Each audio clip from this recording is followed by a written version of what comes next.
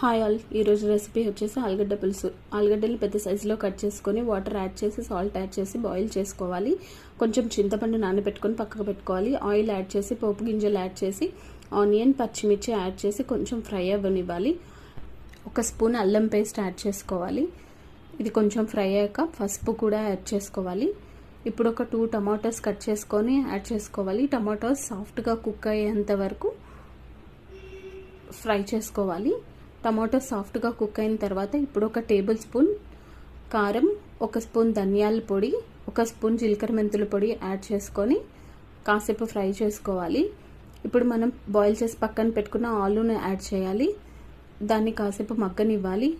ఆలు మగ్గిన తర్వాత చింతపండు పులుసు యాడ్ చేయాలి. పులుపుకి తగ్గట్టు మన కన్సిస్టెన్సీ చూసుకోవాలి. ఒక 10 మినిట్స్ లిడ్ క్లోజ్ చేసి ఉంచాలి. ఆలుగడ్డ పులుసు ready. Thanks for watching. Please do like, share and subscribe.